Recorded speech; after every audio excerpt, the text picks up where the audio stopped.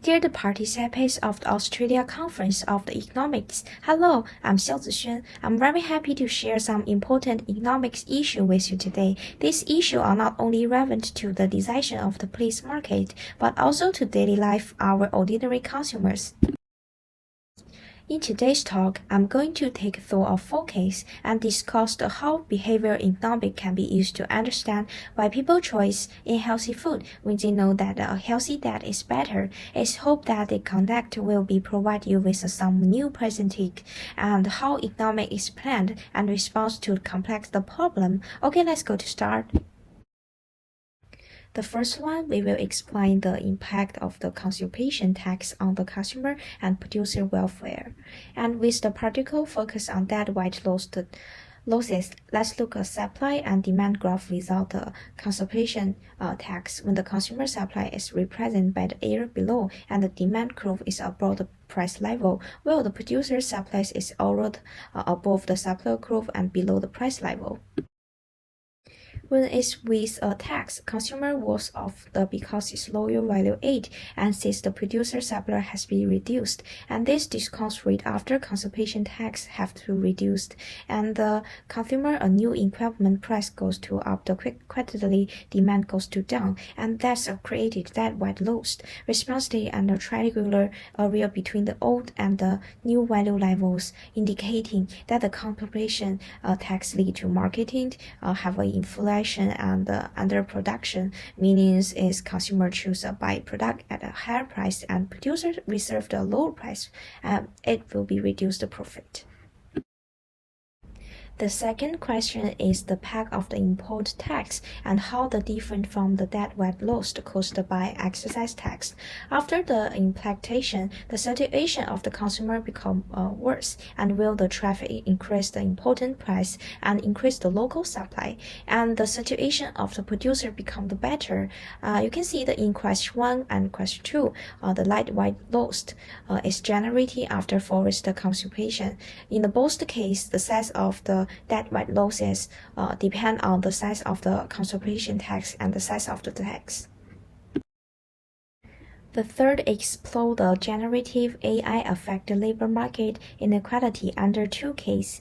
Internally, the labor market for low-skilled worker is on the point A, and where the number of the low-skilled worker is Q1 and the wage are W1. Assume that a low-skilled worker are able to take advantage of the generating AI to increase the productivity, and the demand of the low-skilled worker increase on the DL1 move to right or DL2.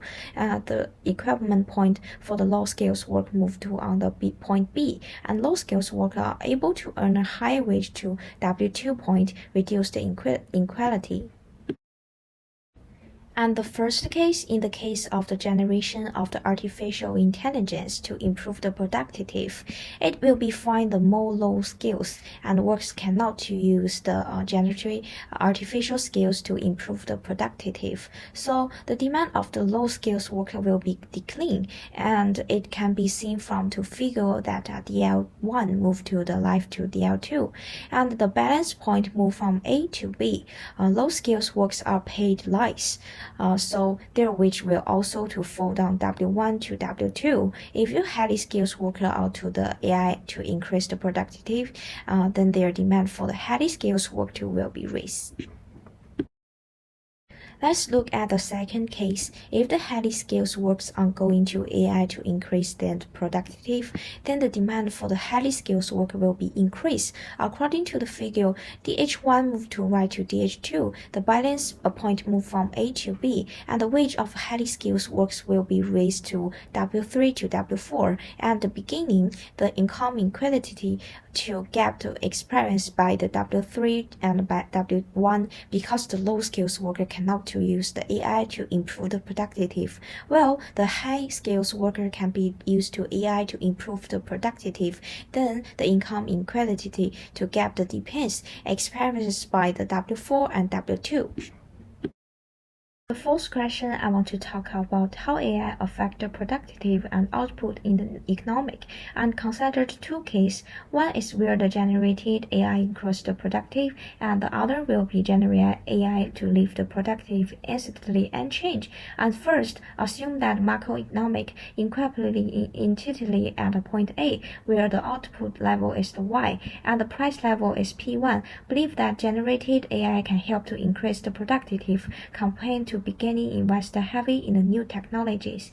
As the environment increased, upgraded demand moved to right to 81 to 82 and reflected increased demand for the goods and service in the economic.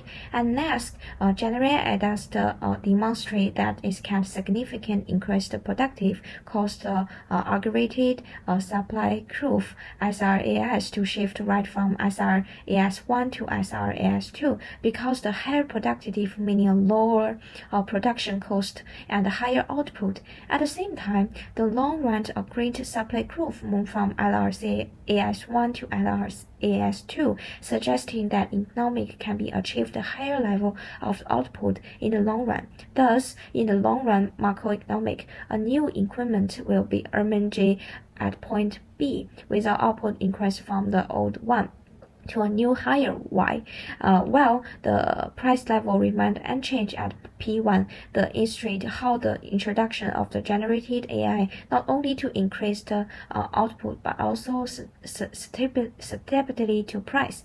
Well, the generated AI cannot improve to productivity and output in the long run. The short run is different. After the filming west against the demand to rise, and 81 moved to 82. But the productivity is not fully added at the agriculturally to supply curve remained unchanged in the short run. The macro equipment moved from point A to point B, output will be increased, and price rise from P1 to P2, bringing inflation pressure. After inflation increased, business cost rise caused the SRAS to move the light from the SRAS1 to SRAS2. In the long run, the increment moved from the point B to point C, and the output returned to Y, and price continued to rise to P3. So the indication the inflation caused the output to return the price at rate. And in particular, we need to pay attention to case 1, where the enterprise is more like to use the generative AI to improve productive. That is because the company have the effective training their employees to apply the generative AI to increase the productivity and bring more output. So in January, you can see the application of the generative AI may be boost output cost in the short time with the accompanying to upward pressure on price, but in the long term, is able to increase the productivity and lead to higher level of the output, will maintain price sustainable. Last one question, we need to talk about how behavioral economics can be used to understand why people make unhealthy food choice. Even we change to this right, which is interesting point, and the assumption that will be cognitively relational in the mainstream economics way out of the line with the reality. And according to behavioral economics, we are going to assume that people are irrational. So there is two ways to start. First, the framing effect of framing to effect occur to people ask questions according to the question. From to change their answer, marketing and unhealthy food change to promote to a positive effect of the food, while the downloads negative effect. For example, fast food restaurant will be promote fast food delivery time and save time. And the second, state quite base. When the discussion market wanted them to mention their true choice, that will be mentioned to settle quite even if they have a change performance. For example, buyer will be choice to eat a fast food even though they know that will be unhealthy if they spend more time eating healthy food. Thank you for listening. I'm more happy to continue the community with you. Thank you.